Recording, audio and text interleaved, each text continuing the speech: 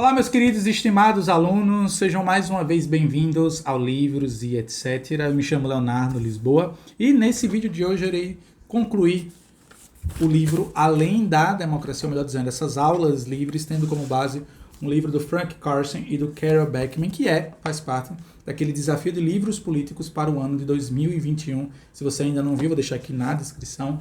Esse é o segundo livro daquele projeto.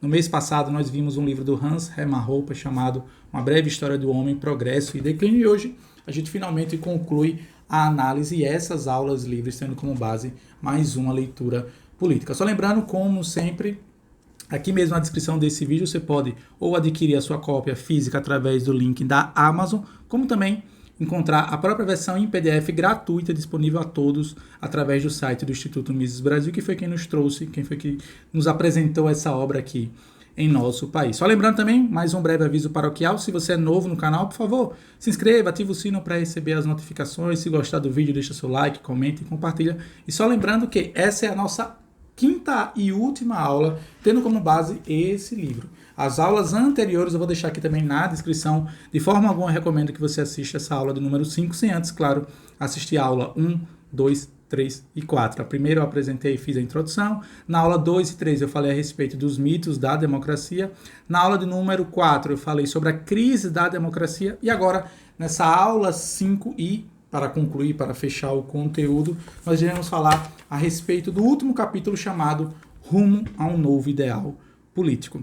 O que eu acredito ser mais, bacana, permitam-me usar essa palavra, até porque não jovial, a respeito do livro do Carson e do Beckman, é que eles não são simplesmente aqueles libertários, e aqui eu vou usar o termo que eles mesmos preferem utilizar, apesar de eu preferir a palavra liberal clássico, no sentido de que eles não apenas criticam a democracia, como eles fizeram lá no seu primeiro capítulo, como eles apontam como a democracia está em crise. E para concluir, para fechar e para amarrar as arestas, eles fazem justamente eles apresentam o seu futuro de um ideal político que possa vir a substituir o próprio regime democrático. É justamente sobre isso que eu irei conversar com vocês mais adiante. Mas logo no início, se vocês me permitem, na página 81, logo no início desse capítulo em específico, eles falam exatamente o seguinte, abre aspas, é uma ilusão pensar que os problemas que a nossa sociedade enfrenta podem ser resolvidos com mais democracia. E muito menos de que a democracia é o melhor de todos os sistemas possíveis. Se vocês forem parar para analisar, tendo como base as aulas anteriores, que acredito eu que é vocês chegarem nessa quinta aula, nessa quinta parte, por assim dizer, nesse terceiro e último capítulo, vocês já assistiram, que é justamente, de certa forma, o tema central por todo esse livro, abordado em todo esse livro, de que não faz sentido algum clamarmos por mais democracia, sendo que ela mesma é a causadora dos problemas, tal como nós vimos quando nós falamos sobre os mitos da democracia e também no capítulo 2 a respeito da crise da democracia. O fato é, essa palavra democracia, acredito eu que talvez vocês já tenham conseguido tirá-la desse pedestal quase que divino, quase que sagrado, onde ela foi erigida por algumas pessoas e por alguns políticos. É válido pontuar que, se você é daqueles que, após ter assistido essas quase 1-2 horas de conteúdo, já passou a pensar um pouco diferente a respeito da democracia, tenha certeza do seguinte, que você não está sozinho ao defender essa bandeira, e tampouco está mal acompanhado. Os próprios autores fazem referências a grandes pensadores políticos, que justamente se posicionaram contra o regime democrático. Entre eles, os mais famosos e proeminentes, os próprios Founding Fathers, ou seja, os pais fundadores do que veio a ser considerado depois a própria nação estadunidense, ou seja, os Estados Unidos da América, já eram contrários à própria democracia. Inclusive, acredito que eu falei sobre isso lá na primeira parte da nossa aula, de que não existe a palavra democracia em nenhum momento, em nenhuma parte da Constituição americana, quando ela foi escrita e promulgada pelos pais fundadores. Agora, entre eles, o Benjamin Franklin, o Thomas Jefferson e o John Adams, que são os três mais famosos, que consequentemente acabaram depois virando presidente da nação estadunidense, eles afirmavam o seguinte sobre a democracia, abre aspas, são dois lobos e democracia, disse Benjamin Franklin, são dois lobos e um cordeiro votando sobre o que eles vão comer no almoço. Liberdade, ele acrescentou, é um cordeiro bem armado contestando o voto.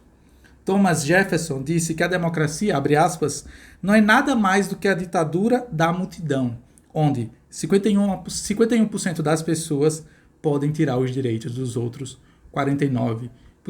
Eu não sei vocês, mas sinto-me emocionado em fazer parte de uma turma, permitam-me usar mais uma vez essa palavra jovial, que tem ao lado Benjamin Franklin e Thomas Jefferson como sendo políticos, né, e estadistas contra o próprio regime democrático. Claro, entre outros que vão sendo citados aqui pelos próprios autores, permitam-me citar de maneira muito breve, Lord Acton, Alex de Tocqueville, Walter Bagehot, Edmund Burke, que é considerado o pai do conservadorismo moderno, James Fenimore Cooper, confesso que alguns eu não conheço, o John Stuart Mill, um dos grandes defensores da liberdade de expressão, Thomas Macaulay, todos esses em comum se opunham ao próprio regime democrático, né? O famoso escritor conservador Edmund Burke disse o seguinte, abre aspas, disso eu tenho certeza, em uma democracia, a maioria dos cidadãos é capaz de exercer a opressão mais cruel sobre a minoria.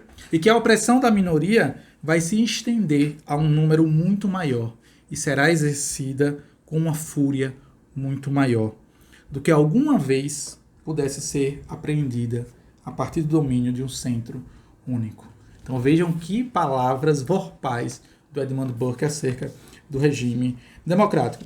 E outras tantas citações eles vão nos apresentando aqui, que eu acho fantástico justamente. É aquele clássico pensamento de turma, de equipe, né? Não, cara, você não está sozinho. Some-se a Thomas Jefferson, some-se a John Adams, some-se a Benjamin Franklin, a Edmund Burke, a John Stuart Mill e outros tantos. E para concluir esse início aqui, que acredito eu ser um tanto quanto revelador, pois qual é o discurso imperante, o discurso que impera na mídia? Não, se você é contra a democracia, você é a favor da ditadura. Se você é contra a democracia, você é a favor de um regime autoritário. É justamente o contrário, segundo a ótica desses pensadores, ou dos pais fundadores da América e desses outros pensadores, né? O Thomas Macaulay, famoso pensador liberal britânico, disse o seguinte, abre aspas, há muito que estou convencido de que instituições puramente democráticas devem, mais cedo ou mais tarde, destruir a liberdade ou a civilização, ou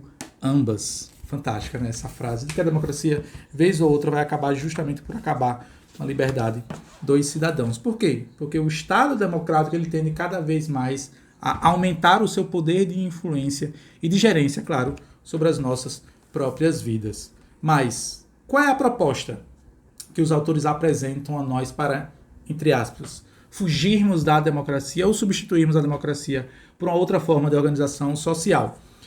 É o que eles chamam de descentralização e liberdade individual, que nada mais do que é. O que é um regime descentralizado? É uma nação constituinte, por exemplo, onde as decisões não saiam de cima para baixo, mas sim de baixo para cima, que as decisões sejam tomadas por aquelas pessoas nas pequenas instâncias das suas vidas sociais, e não necessariamente uma lei federal que deva ser aplicada de cima para baixo nos mais variados municípios. Por exemplo, em nosso país nós temos mais de 5.000 municípios e leis federais que são promulgadas dia após dia no Congresso Federal, que devem ser aplicadas nos mais de 5.000 municípios. E o que é que acaba acontecendo vez ou outra, e mais vezes do que vocês possam imaginar, é que essas leis sequer conseguem ser aplicadas nesses mais variados municípios. Portanto, a ideia da descentralização vem justamente que as leis e os acordos devem ser feitos em pequenas partes, dentro cada um, claro, da sua condição territorial e das pessoas que ocupam aquele território físico de maneira pacífica e ordeira, né? Isso, claro, traz um maior dinamismo para as próprias relações interpessoais, como também, claro, um respeito à liberdade individual e, acima de tudo, uma defesa ferrenha e aguerrida da própria harmonia social entre as pessoas. Pois, se as próprias pessoas são impelidas, digamos aqui num cenário de descentralização, ou seja, num cenário, vamos aqui fazer uma hipótese de que Brasília não exista da noite para o dia. As pessoas, visto que agora não existem mais leis de cima para baixo, elas mesmas irão se organizar e construir suas próprias relações pessoais de forma respeitosa, ordeira e harmoniosa, pois agora elas não mais irão esperar tão somente decisões de cima para baixo que saem justamente do Congresso Federal, por exemplo. É claro que o processo de descentralização visa justamente reduzir o tamanho do Estado, né, em pequenas parcelas, em pequenas porções de território, como vocês prefiram chamar, e cada um vai ser responsável, claro, não tão somente por comandar e controlar suas próprias vidas, como também, claro, como por arcar com as consequências das suas próprias decisões, que é justamente essa, de certa forma, é um mantra, se vocês me permitem falar dessa forma, do pensamento liberal clássico, ou do libertarianismo, como alguns certamente o conhecem. E aí, outras perguntas, claro, vão surgindo ao compartilhar as reflexões dos autores, tanto do Frank Carson quanto do Carol Beckman no seu livro. Léo, mas como é que vai funcionar esses territórios? O governo acabou da noite para o dia? Bom, vamos lá. Primeiro vamos por partes, né? Não existe essa possibilidade do governo acabar da noite para o dia, a não ser através de uma revolução armada, que de forma alguma é algo desejável e algo desejado pelos próprios autores. Então, tão pouco pela minha humilde pessoa. O que os autores sugerem é que existem duas formas de você mudar, claro, uma sociedade, né? Ou através de eleição, mas claro, esse processo ele é paulatino, ele leva anos, décadas, quiçá até mesmo séculos, ou a revolução armada da noite para o dia. Nenhuma dessas duas formas, segundo os autores, conseguem satisfazer os desejos de liberdade, de harmonia e de comprometimento com a própria organização da vida em sociedade. Sobre isso, os autores vão falar aqui na página 83, o que eles sugerem como medida, digamos assim, paliativa, mas que ela seja gradativamente sendo aplicada em outros territórios, é um mercado para os governos, ou um mercado entre os governos, quando eles dizem o seguinte, abre aspas, Patrick Friedman, neto do laureado Nobel Milton Friedman, disse uma vez, abre aspas, o governo é um setor com uma barreira de entrada muito alta. Na verdade, você tem que ganhar a eleição ou iniciar uma revolução para experimentar uma nova forma de governo. Para os autores, essa barreira de entrada para a constituição de novos governos deveria ser eliminada, na medida de que? Em que sentido? Que as pessoas poderiam se organizar em pequenos grupos, ou em médios, ou até mesmo em grandes grupos, e constituir seu próprio terreno, por exemplo, suas próprias leis, seu próprio governo. Isso acabaria, segundo a ótica dos autores do Carson e do Beckman, a criar uma competição entre os governos, na medida de que as pessoas iriam querer, entre aspas, fazer parte de maneira voluntária daqueles governos, daqueles territórios físicos que mais estivessem em consonância com as ideias que ela mesma acredita e com as ideias que ela mesma defende. Então vocês imaginem, né? Na iniciativa privada nós temos as empresas competindo entre si, onde cada indivíduo, cada consumidor, de certa forma, ao você comprar um produto de uma empresa, você está, de certa forma, em brevíssimas palavras, concedendo o seu voto a essa empresa, ao invés de outra. E aquela outra empresa que não teve acesso ao seu recurso financeiro, talvez vai passar a refletir por que eu não consegui conquistar o voto, que aqui no caso, quando se fala na iniciativa privada, estamos falando sobre dinheiro, né? Daquele sujeito, no caso de você. Da mesma forma aconteceria com governos em pequenas parcelas, né? Existiria governos para os mais variados grupos, né? Existiria, por exemplo, nações ou pequenas áreas de território onde seriam ocupadas por progressistas, por jovens que queriam simplesmente usar maconha, eles fiquem lá do lado dele. Existiriam comunidades e nações puramente religiosas, né? Que acreditam em Deus, que professam a fé divina e que todos os católicos, certamente, na ótica dos autores, iriam fazer questão de ir para esse governo.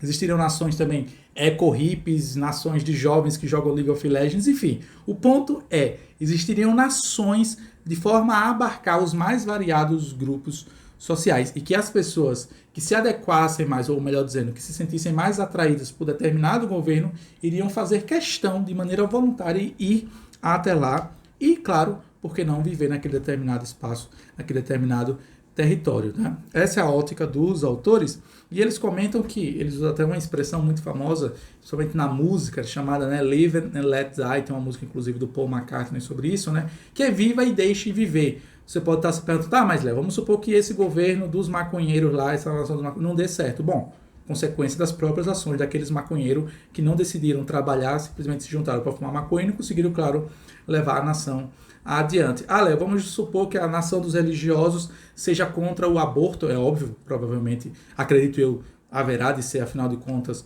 o próprio aborto é contra a doutrina da Igreja Católica, mas que uma pessoa que se decida, por exemplo, cometer o aborto, que nada mais do que um eufemismo para assassinato de bebês, decida fazer isso dentro do território da nação dos religiosos. Provavelmente essa pessoa vai sofrer uma sanção, ela vai ser expulsa. Ou ela já sabe muito bem que ocupando aquele determinado espaço, território dos religiosos, por exemplo, uma nação 100% religiosa, ela de forma alguma irá pensar em praticar o ato do aborto, visto que é contra a própria doutrina da Igreja Católica e daquelas pessoas que compõem aquele território religioso. Então vocês entendem? Cada nação vai caminhar por si só, de forma a querer atrair, é óbvio, o maior número de pessoas que estejam dispostas, vamos deixar isso aqui bem claro, a obedecer às regras daquele determinado lugar, daquele determinado território. Isso faz com que os governantes sejam responsabilizados pelas suas próprias ações, pois se eles tomam atitudes erradas, as pessoas tendem a sair e a procurar outros territórios, né? E se vocês forem parar para analisar, era assim antes da instituição dos regimes democráticos, tal como nós conhecemos hoje. Na época do Império, apesar de demonizarem muito o Império, especificamente na escola, na época dos pequenos, dos médios, dos grandes reinados, era assim que justamente acontecia.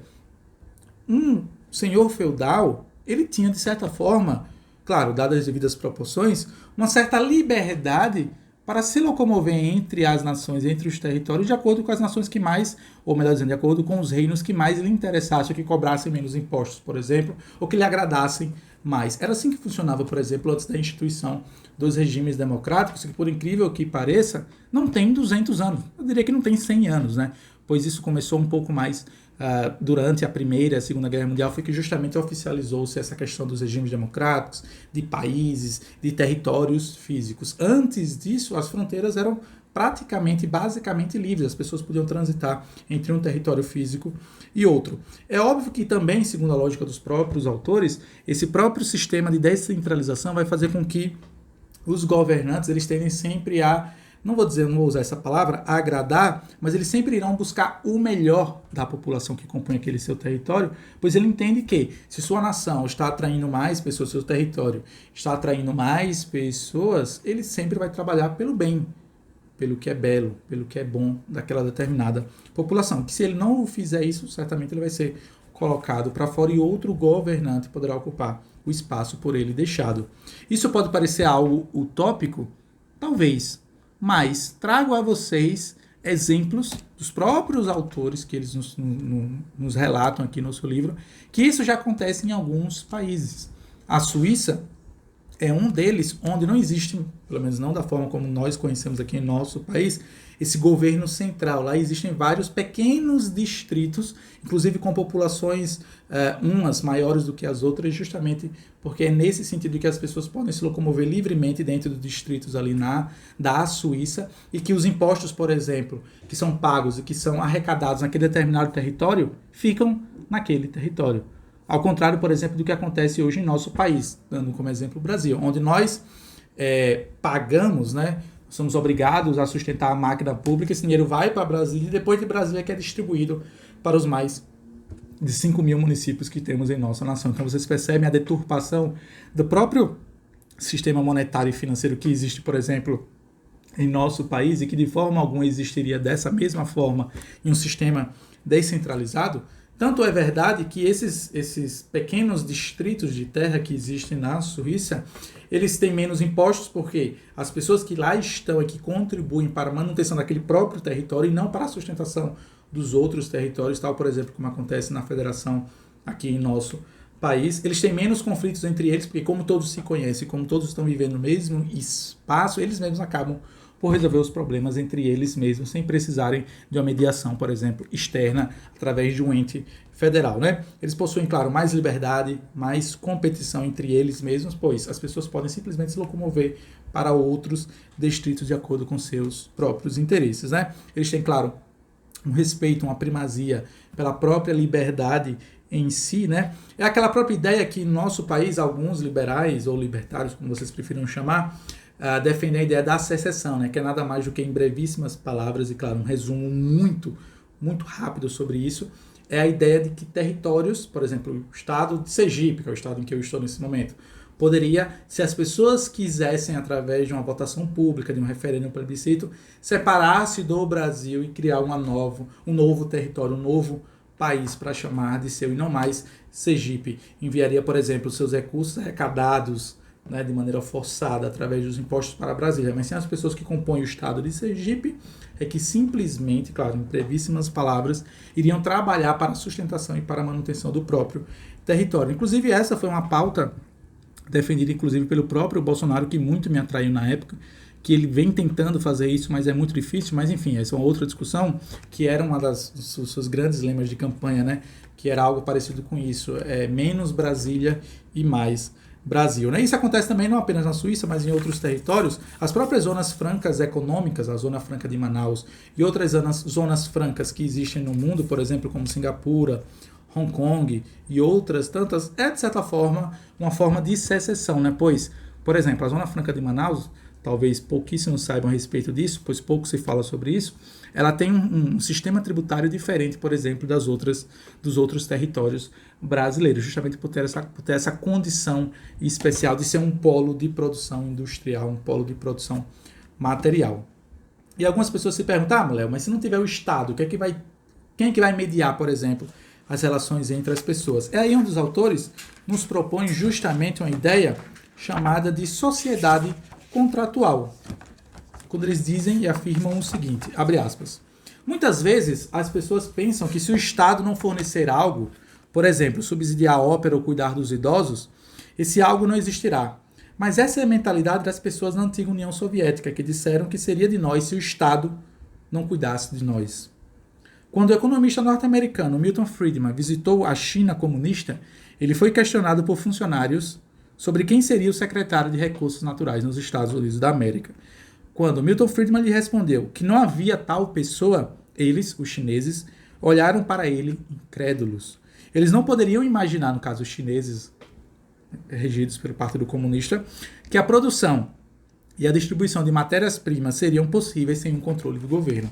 Então, é necessário derrubarmos esse grande mito de que sem o Estado, quem é que vai fazer as pontes, quem é que vai fazer as ruas? As próprias pessoas farão. Como eu trouxe aqui alguns exemplos nas aulas anteriores, e que o governo, com receio justamente de demonstrar sua incompetência, sua ingerência em cuidar de pequenos problemas, ele vai lá e destrói a ponta, vai lá e destrói a estrada construída pelos próprios moradores, né? Então, assim, qual é a diferença, por exemplo, do rei? Comparando aqui a monarquia com a democracia, mais uma vez, né? O rei ele tinha preocupação em cuidar bem do seu povo, em cuidar bem dos seus súditos, pois muitas vezes é óbvio, por uma questão de sucessão real, o seu poder era concedido ao seu filho, ao seu neto, ou alguma pessoa que estivesse intrinsecamente ligada à linhagem da sua família. Na democracia, de forma alguma, isso acontece. Por isso, cada um que ocupa a democracia deseja justamente se locupletar para ocupar esses espaços de representatividade a favor de si mesmo, das pessoas que o agradam, através, por exemplo, de favores e tudo mais, subsídio de empresas, ou aquele clássico amigo do rei, né? Existem alguns outros exemplos que demonstram como, sem o Estado, as coisas podem dar certo. Os autores apresentam a Wikipedia. A Wikipedia é, de certa forma, de certa forma não, é hoje a maior fonte de pesquisas gratuita do mundo, né? As pessoas podem doar, claro, voluntariamente, mas ela é, em certa medida, gratuita. E ela funciona justamente com a ajuda de pessoas do mundo inteiro, que certamente não se conhecem pessoalmente, é óbvio, né? Tanto é verdade que a Wikipedia existe em dos mais variados idiomas. Pessoas essas que provavelmente se odiariam se encontrassem por conta de motivos ideológicos, filosóficos ou até mesmo religiosos, mas todas elas contribuem justamente com o armazenamento do conhecimento na Wikipedia, né? A própria internet também, pois cada lugar do mundo tem seus próprios provedores e suas próprias regras, mas todas elas seguem apenas uma regra, de que elas podem utilizar-se da internet para compartilhar conhecimento. Tanto é verdade que o próprio Estado, percebendo a periculosidade da liberdade, né, de expressão que existe na internet, que foi promulgada graças ao advento das redes sociais da internet, o Estado trabalha cada vez mais a cercear justamente essa liberdade, né? É claro que na sociedade contratual, né, não seria permitido de forma alguma violência, fraude e roubo. Essas pessoas certamente seriam expulsas ou teriam, por exemplo, seus direitos adquiridos vetados, né? É óbvio, né? Isso aqui, da mesma forma que acontece no Estado democrático de direito, na sociedade contratual aconteceria a mesma coisa, né? Existem alguns relatos de comunidades socialistas que os autores vão pontuar aqui, mas eu recomendo a todos vocês interessados em conhecerem um pouco mais sobre isso, a pesquisarem sobre o Robert Owen, que foi um dos primeiros filantrópicos, muito antes, por exemplo, do socialismo científico de Karl Marx. Ele era defensor do socialismo utópico, ele mesmo, na época, 1700, se não me falha a memória, ele comprou terrenos ali nos Estados Unidos da América e ele mesmo fundou comunidades socialistas que 2 anos depois não deram certo, mas só para vocês verem que essa secessão e essa possibilidade das pessoas fazerem essas comunidades, né, é que certamente deveria ser o modus operandi da nação. Não apenas da nação brasileira, mas do mundo como um todo, né? Pois assim cada um iria fazer seus próprios territórios, suas próprias leis e atrair as pessoas, não vou dizer prometendo, mas ofertando a ela justamente benesses que ela tivesse de acordo ou que pelo menos fosse a ela mais interessante, né? Um outro ponto que os autores comentam, que pouquíssimas pessoas atentam, de como esses contratos privados são muito mais proveitosos e beneméritos à população. Faça uma comparação entre contratos privados e contratos públicos. Tanto é verdade que a maior parte dos serviços oferecidos pela iniciativa privada são infinitamente melhores do que os serviços oferecidos pela iniciativa pública. E sabe o que é pior? É que no sistema democrático de direito nós acabamos pagando 2 vezes.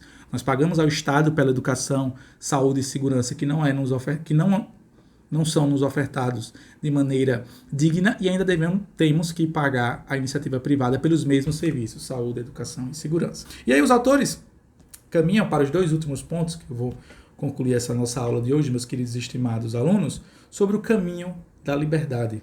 Um outro ponto que eu não posso de forma alguma deixar de mencionar é a respeito desses contratos, porque os autores concluem esse subcapítulo, por assim dizer, afirmando o seguinte, abre aspas, uma sociedade decente deve ser baseada em contratos, onde os direitos sejam respeitados e em que todas as partes saibam em que pé estão, onde as regras não possam ser alternadas pelos governantes no meio do jogo. E esses contratos não têm necessariamente de ser os mesmos para todos, assim como acontece com os funcionários de uma empresa.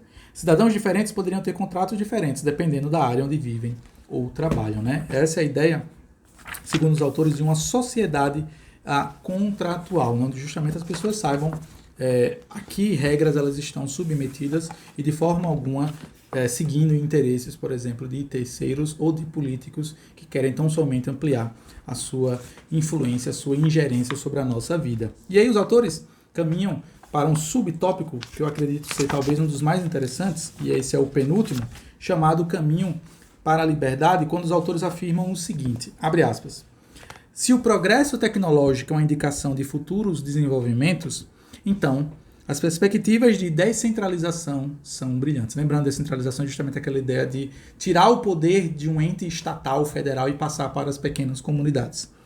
Uma invenção tecnológica como o carro, continuam afirmando aqui os autores, libertou pessoas em sua mobilidade. A invenção da pílula deu às pessoas mais liberdade sexual e às mulheres mais controle sobre suas vidas. A chegada da internet colocou um fim ao total controle da elite dominante sobre a mídia. Agora, todos podem publicar notícias, enviar suas ideias para o mundo ou começar a vender produtos na internet.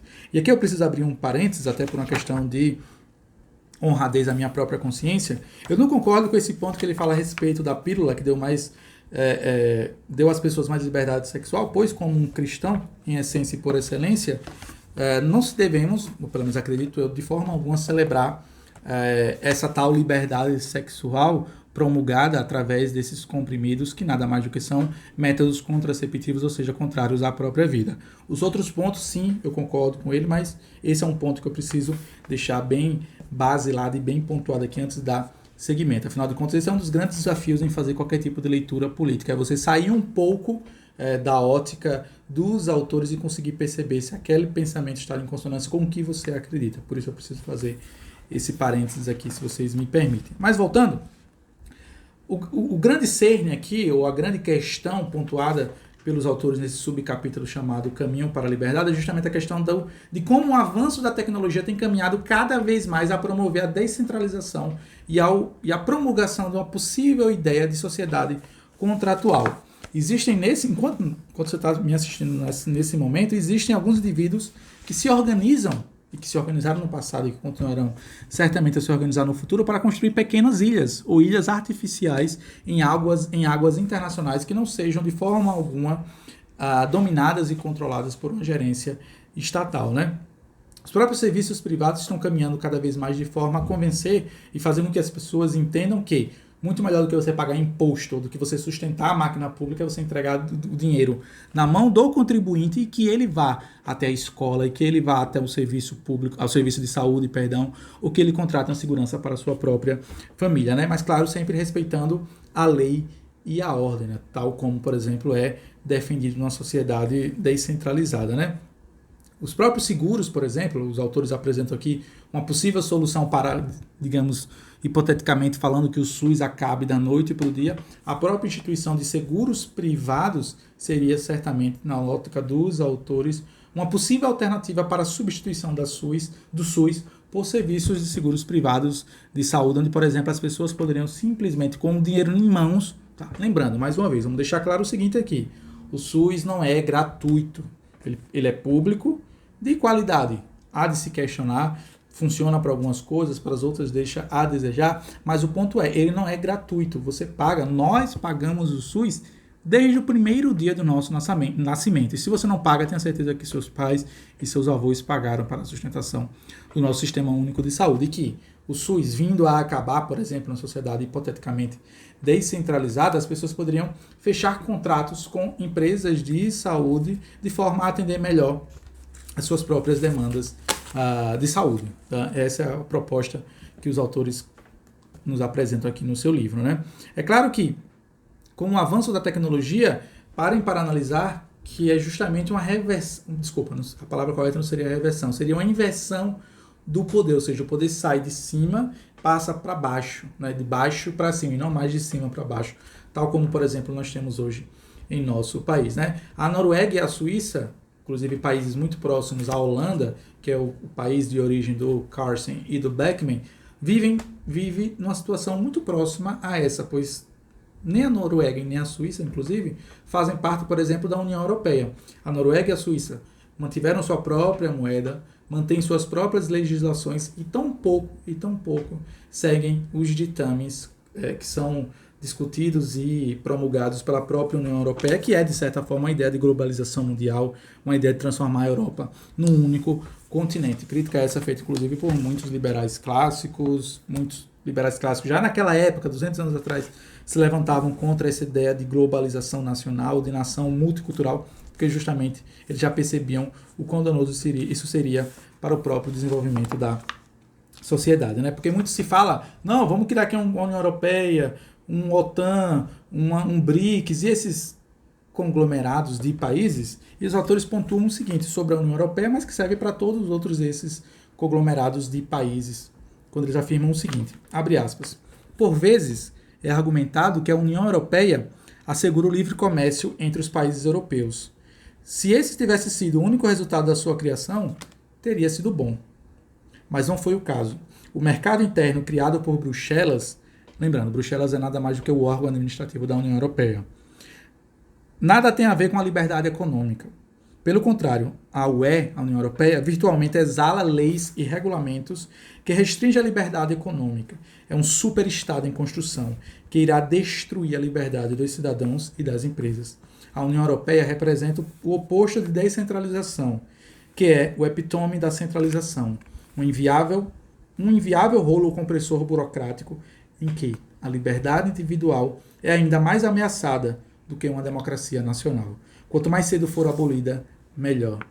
Quer ver como isso se aplica à nossa realidade?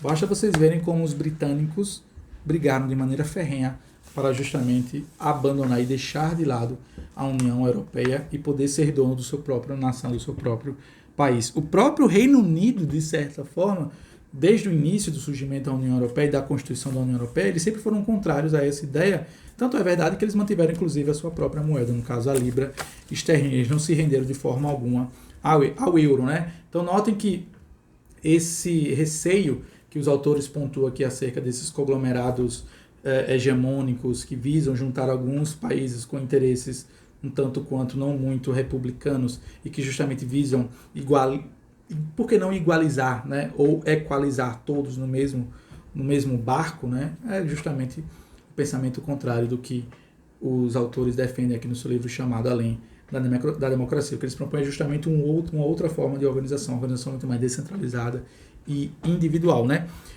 Notem que Os autores falam sobre a democracia, eles fazem uma analogia aqui fantástica. Imaginemos que fosse possível fazer uma viagem num tempo onde nós fôssemos conversar, por exemplo, com, sei lá, um indivíduo que fosse pertencer então a um sistema feudal, no sentido que ele fosse de um feudo, né? Um camponês.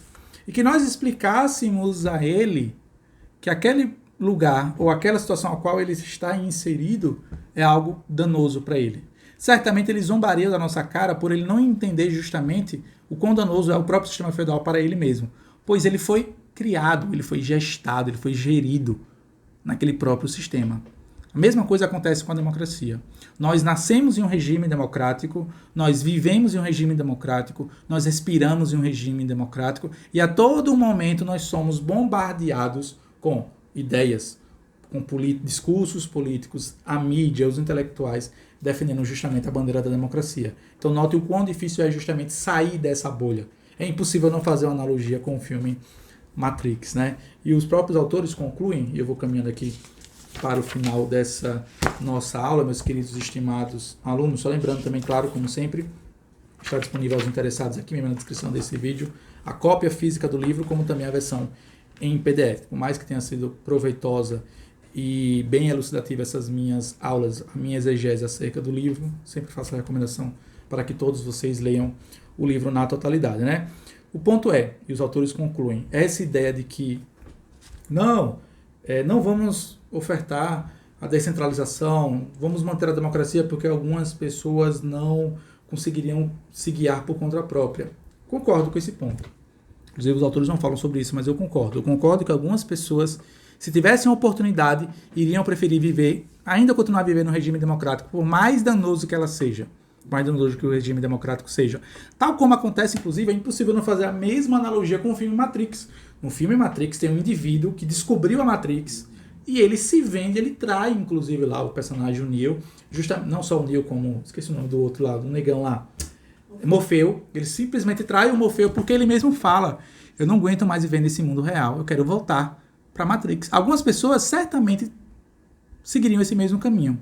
O que não podemos é impedir que as pessoas sigam esse caminho de querer fazer parte desse regime democrático e ainda acabar por impedir que as pessoas se organizem em pequenos governos, em pequenas nações, em pequenos territórios físicos, né? Essa própria ideia, não, as pessoas não estão livres com a democracia, as pessoas não estão, como é que eu posso dizer, preparadas para viver num regime que não seja democrático. Bom, os escravagistas usavam o mesmo argumento para defender a escravidão, no sentido de que os negros e outros tantos povos que foram escravizados na história do nosso mundo não teriam capacidade de guiar a sua própria vida, por isso precisamos escravizar.